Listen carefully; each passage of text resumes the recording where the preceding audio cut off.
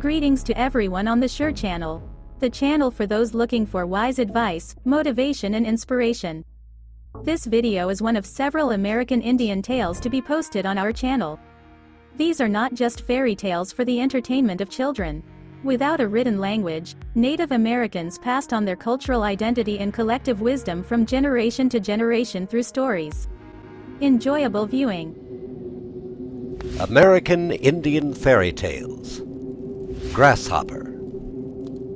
There was once a merry young Indian who could jump so high and who played so many pranks that he came to be known as Grasshopper.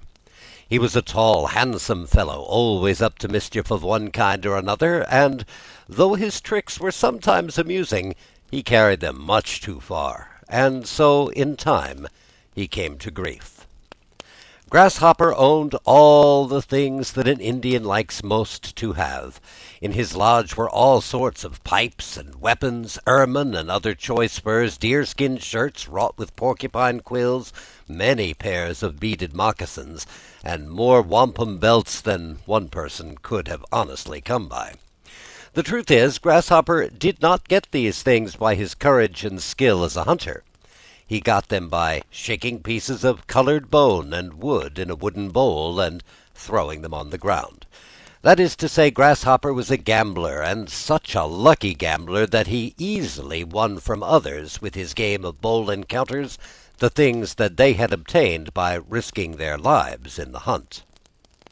If people put up with his ways and even laughed at some of his mad pranks, it was because he could dance so well.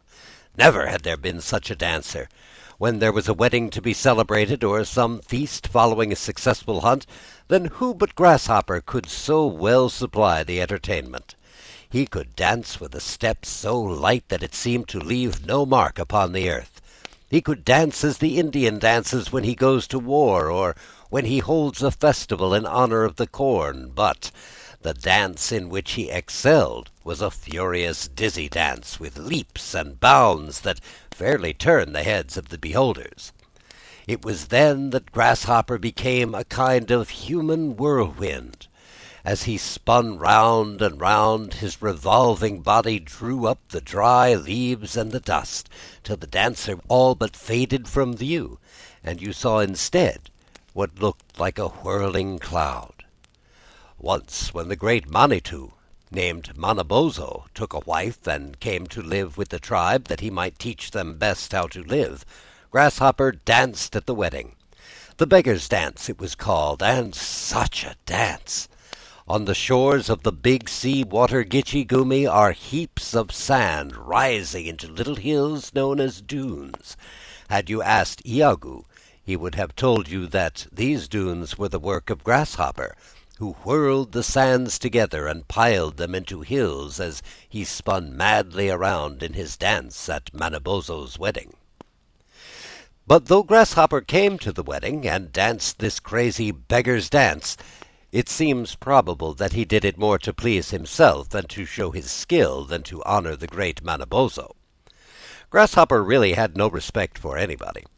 When Iagu's grandfather was in the middle of some interesting story and had come to the most exciting part, Grasshopper likely as not would yawn and stretch himself and say in a loud whisper that he had heard it all before. So too with Manabozho. This great Manitou, who was the son of the west wind Mudjekeewis, had magic powers which he used for the good of the tribe. It was he who fasted and prayed that his people might be given food other than the wild things of the woods, and whose prayer was answered with the gift of the Indian corn. Then, when Kagaji, king of the ravens, flew down with his band of black thieves to tear up the seed in the ground, it was Manabozho who snared him and tied him fast to the ridgepole of his lodge to croak out a warning to the others. But Manabozho's goodness and wisdom had little effect on Grasshopper. "Pooh," he would say, "why should an Indian bother his head with planting corn when he can draw his bow and kill good fat deer?" Then he shook his wolfskin pouch and rattled the pieces of bone and wood. "As long as I have these," he said to himself, "I need nothing more. After all, It is everybody else that works for the man who knows how to use his head. He walked through the village, very proud and straight, with his fan of turkey feathers, a swan's plume fastened in his long black hair, and the tails of foxes trailing from his heels. In his white deerskin shirt edged with ermine, his leggings and moccasins ornamented with beads and porcupine quills, he cut a fine figure. There was to be a dance that night, and Grasshopper, who was a great dandy and a favorite with all the young girls and women, had decked himself out for the occasion. He had painted his face with streaks of blue and vermilion. His blue-black hair, parted in the middle and glistening with oil, hung to his shoulders in braids plaited with a sweet grass. The warriors might call him Shagodaya, a coward, and make jokes at his expense, but he did not care. Could he not beat them all when it came to playing ball or quoits? And were not the maidens all in love with his good looks? Meanwhile, Grasshopper wished to pass the time in some pleasant way. Glancing through the door of a lodge, he saw a group of young men seated on the ground, listening to one of old Iago's stories. "Ha!" he cried. "Have you nothing better to do? Here's a game worth playing." And he drew from his pouch the 13 pieces of bone and wood, and juggled them from one hand to the other. But no one paid any attention to him. After all, Grasshopper had more brains in his heels than in his head. For once he had been too cunning. Fearing his skill, no one could be found who would play with him. "Pooh!" muttered Grasshopper as he turned away. "I see how it is. The pious Manabozho has been preaching to them again. This village is getting to be pretty tiresome to live in. It's about time for me to strike out and find a place where the young men don't sit around and talk to the squaws."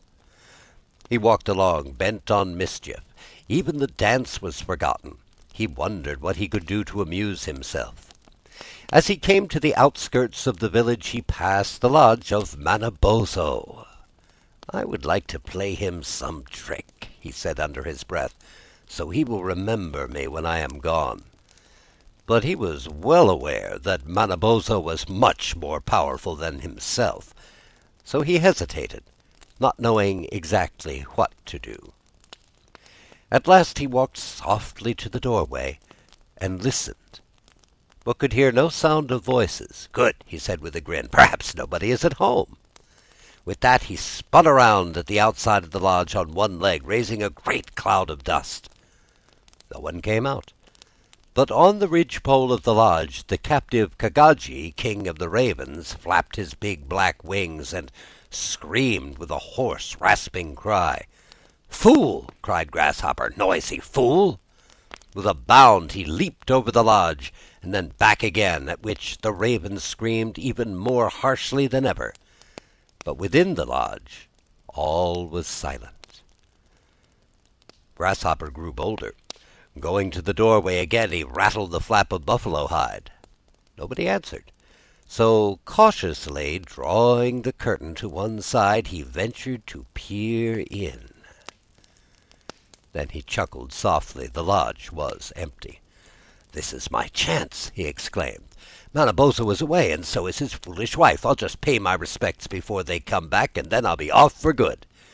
Saying this, he went in and began to turn everything upside down.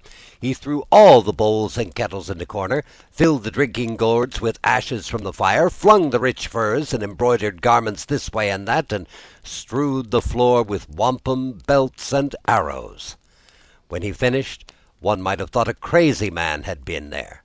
No woman in the village was more neat or orderly than the wife of Manabozho, and Grasshopper knew this would vex her more than anything else he could do. Now for Manabozho, he grinned as he left the lodge, well pleased with the mischief he had wrought. "Caw! Caw!" screamed the king of the ravens.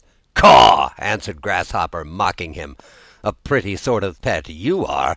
Does Manabozho keep you sitting there because you are so handsome, or is it because of your beautiful voice?" And with that he made a leap to the ridgepole, seized the raven by the neck, whirled it round and round till it was quite limp and lifeless. Then he left it hanging there as an insult to Manabozho. He was now in high good humor, and went his way through the forest, whistling and singing and turning handsprings to amuse the squirrels. There was a high rock overlooking the lake, from the top of which one could view the country for miles and miles. Grasshopper climbed it. He could see the village plainly, so he thought he would wait there till Manabozho came home. That would be part of the joke. As he sat there, many birds darted round him, flying close over his head. Manabozho called these fowls of the air his chickens, and had put them under his protection. But Grasshopper had grown reckless. Along came a flock of mountain chickens, and he strung his bow and shot them as they flew, for no better reason than because they were Manabozho's, and not because he needed them for food. Bird after bird fell, pierced by his arrows. When they had fallen, he would throw their bodies down the cliff upon the beach below. At last, Kaoshk, the seagull, spied him at his cruel sport, and gave the alarm. "Grasshopper is killing us!" he called. "Fly, brothers! Fly away, and tell our protector that Grasshopper is slaying us with his arrows." When Manabozho heard the news, his eyes flashed fire, and he spoke in a voice of thunder. "Grasshopper must die for this. He cannot escape me, though he fly to the ends of the earth. I shall follow, and visit my vengeance upon him." On his feet he bound his magic moccasins, with which at each stride he could step a full mile. On his hands he drew his magic mittens, with which at one blow he could shatter the hardest rock. Then he started in pursuit. Grasshopper had heard the warning call of the seagull, and knew it was time to be off. He too could run. So fleet of foot was he that he could shoot an arrow ahead of him, and reach the spot where it fell before it dropped to earth. Also, he had the power to change himself into other shapes, and it was almost impossible to kill him. If, for example, he entered the body of a beaver, and the beaver was slain, no sooner had its flesh grown cold than the jibi, or spirit, of Grasshopper would leave the dead body, and Grasshopper would become a man again, ready for some new adventure. But at first he trusted to his legs and to his cunning. On rushed Manabozho, breathing vengeance. Swiftly, like a moving shadow, fled Grasshopper. Through the forest and across the fields he fled, faster than the hare. His pursuer was hot on the trail. Once he came upon the forest bed, where the grass was still warm and bent. But the Grasshopper, who had rested there, was far away. Once Manabozho, high on a mountain, spotted him in the meadow below. Grasshopper had shown himself on purpose, and mocked the great Manitou, and defied him. The truth is, Grasshopper was just a bit conceited. At last he grew tired of running. Not that his legs ached him, or his feet were sore, but this kind of life was not much to his liking, and he kept his eye open for something new. Pretty soon he came to a stream where the water was backed up by some kind of dam, so that it flooded the banks. Grasshopper had run about 1,000 miles that day, counting all the turns and twists. He was hot and dusty, and the pond, with its water lilies and rushes, looked cool and refreshing. From far away came a faint sound. It was the voice of Manabozho, shouting his war cry. "Tiresome fellow," said Grasshopper. "I almost wish I were a beaver, and lived there at the bottom of the pond, where no one would disturb me." Then up popped the head of a beaver, who looked at him suspiciously. "Don't be alarmed. I left my bow and arrows over there in the grass," explained Grasshopper. "Besides, I was just thinking I would like to be a beaver myself. What do you say to that?" "I shall have to consult Ahmeek, our chief," answered the friendly animal. Down he dived to the bottom, and pretty soon Ahmeek's head appeared above the water, followed by the heads of 20 others. "Let me be one of you," said Grasshopper. "You have a pleasant home down there in the clear, cool water, and I am tired of the life I lead." Ahmeek was pleased that such a strong, handsome young Indian should wish to join their company. "But I can help you," he answered, "only after you have plunged into the pond. Do you think you can change yourself into one of us?" "That is easy," said Grasshopper. He waded into the water up to his waist, and behold, he had a broad, flat tail. Deeper and deeper he went. As the water closed over his head, he became a beaver, with glossy black fur and webbed feet like a duck's. Down he sank with the others to the bottom, which was covered with heaps of logs and branches. "That," explained Amik, "is the food we have stored for the winter. We eat the bark, and soon you will be as fat as any of us." "But I want to be even fatter," said Grasshopper. "Fatter and 10 times as big." "As you please," agreed Amik. "We can help to make you just as big as you wish." They reached the lodge where the beavers lived, and entered the doorway, leading into a number of large rooms. Grasshopper selected the largest one for himself. "Now," he said, "bring me all the food I can eat, and when I am big enough, I will be your chief." The beavers were willing. They set to work getting quantities of the juiciest bark for Grasshopper, who was delighted with this lazy life and did little more than eat or sleep. Bigger and bigger he grew, till at last he was 10 times the size of Amik and could scarcely move around in his lodge. He was perfectly happy. But one day the beaver who kept watch up above among the rushes of the pond came swimming to the lodge in a state of great excitement. "The hunters are after us," he panted. "It is indeed Manabozho himself with his hunters. They are breaking down our dam." Even as he spoke, the water in the pond sank lower and lower. The next moment came the tramping of feet as the hunters leapt upon the roof of the lodge, trying to break it open. All the beavers but Grasshopper scattered out of the lodge and escaped into the stream, where they hid themselves in some deep pools or swam far down with the current. Grasshopper did his best to follow them, but he could not. The doorway was too small for his big, fat body. When he attempted to go through it, he found himself stuck fast. Then the roof gave way, and the head of an Indian appeared. "Tayo!" he called. "Toot Tayo! See what's here? This must be Mishomik, the king of the beavers." Manabozho came and gave one look. "It's Grasshopper!" he cried. "I can see through his tricks. It's Grasshopper in the skin of a beaver." Then they fell upon him with their clubs, and 8 tall Indians, having swung his limp carcass upon poles, carried it off in triumph through the woods. But his jibi, or spirit, was still in the body of the beaver, and struggled to escape. The Indians bore him to their lodges and prepared to make a feast.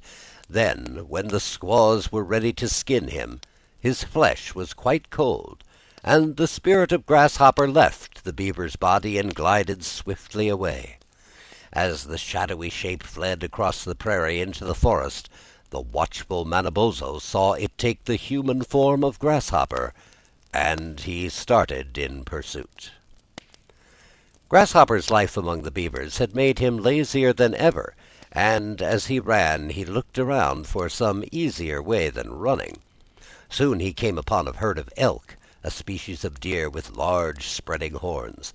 The elk were feeding contentedly, and looked sleek and fat. "They lead a free and happy life," said Grasshopper as he watched them. "Why fatigue myself with running? I'll change myself into an elk and join their band." Horns sprouted from his head. In a few minutes the transformation was complete. Still he was not satisfied. "I am hardly big enough," he said to the leader. "My feet are much too small, and my horns should be twice the size of yours. Is there nothing I could do to make them grow?" "Yes," answered the leader of the elks, "but you do it at your own risk."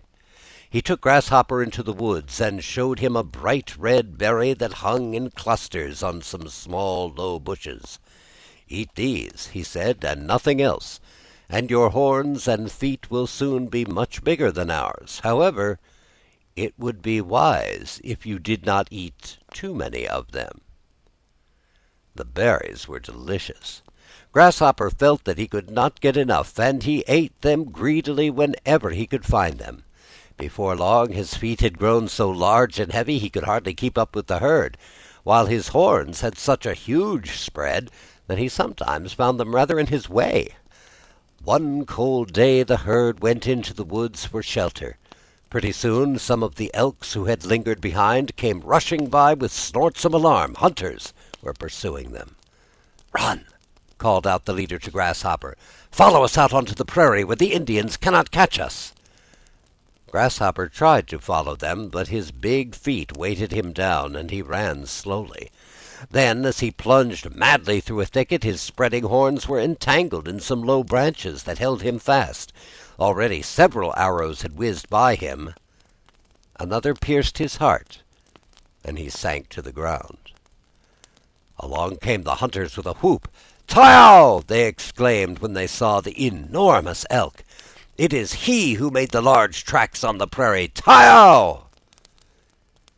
As they were skinning him, Manabozho joined the party.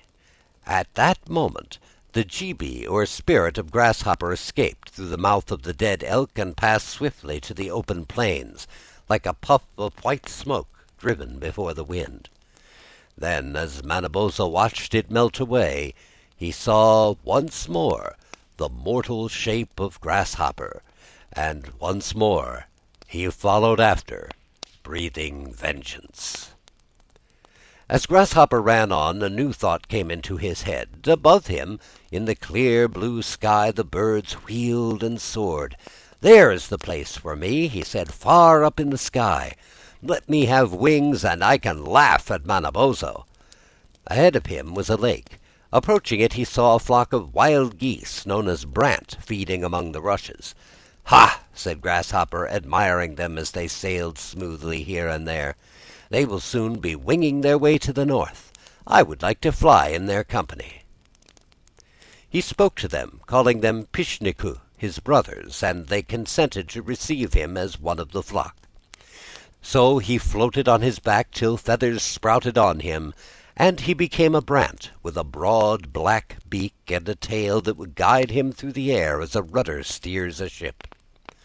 Greedy as ever, he fed long after the others had had enough, so that he soon grew to be the biggest brant ever seen. His beak looked like the paddles of a canoe. When he spread his wings, they were as large as two large apukwa, or mats. The wild geese stared at him in astonishment.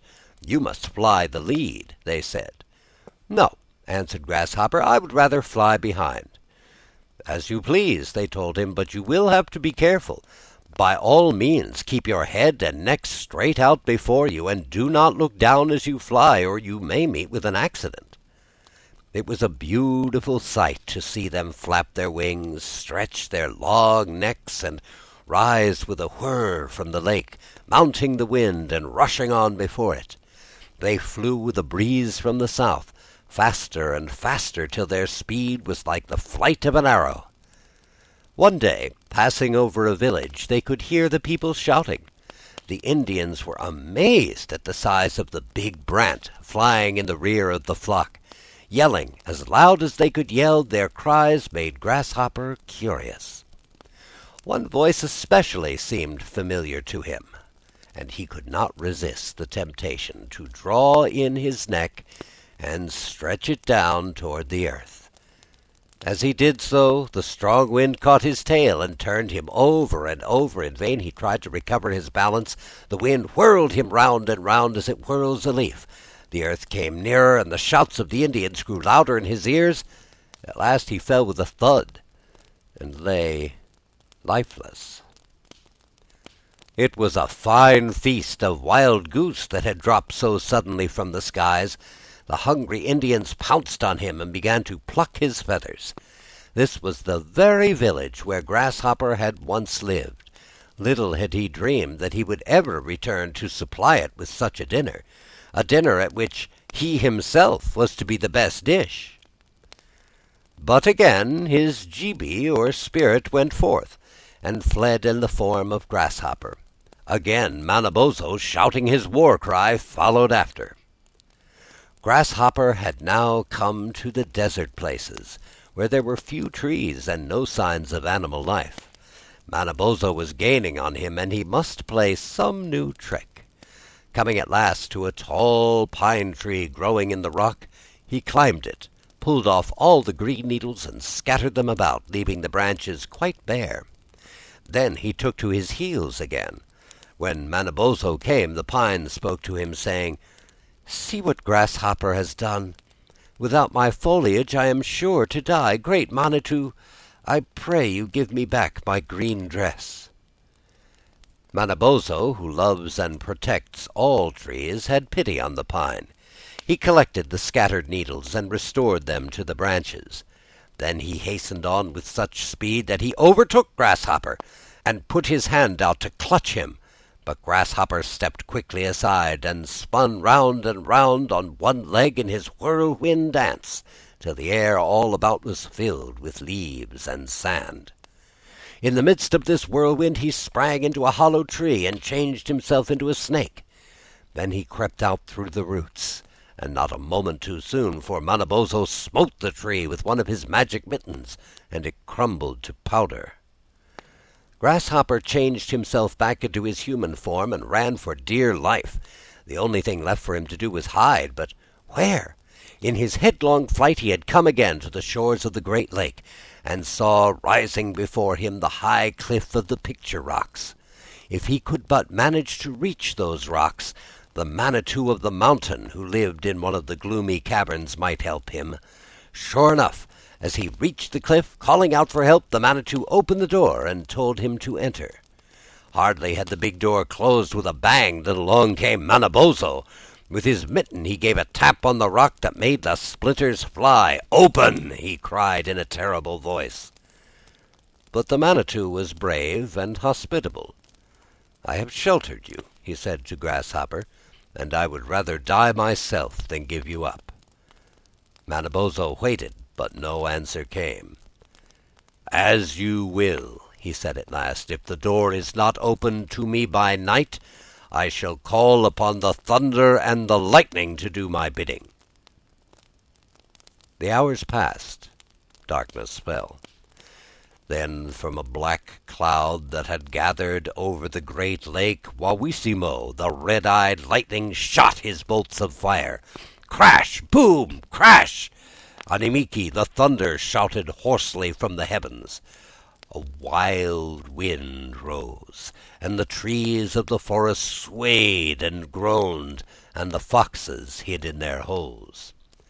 Wawissimo, the lightning, leapt from the black cloud and darted at the cliff. The rock trembled, the door was shivered, and fell apart. Out from the gloomy cavern came the Manitou of the mountain, asking Manabozho for mercy. It was granted, and the Manitou fled into the hills. Grasshopper then appeared. The next moment he was buried under a mass of rock shaken loose by Animiiki the thunder.